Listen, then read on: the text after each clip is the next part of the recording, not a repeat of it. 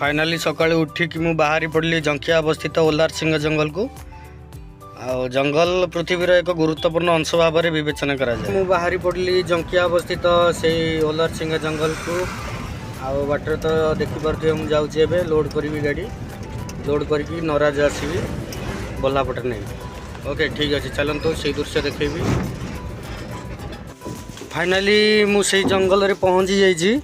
Athu बल्लापटा load करके नेबी नराज घर काम पाई।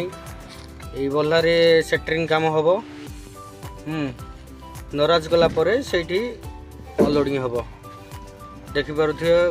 ये हूँ ओलार सिंह जंगल घंच जंगल भीतर को मुझे 17 किलोमीटर पाखापाखि हम विराट बड़ जंगल। फाइनाली मु अतिक्रम करके बहुत गुड़ाए बाट पलि आसली। वर्तमान नराजर रेल फाटक क्रॉस करुच्ची। हाँ रेल फाटक देखिपे ये भुवनेश्वर चेन्नई पूरा संजोग होती रेल फाटकटी क्रॉस करके मु माल खाली करी।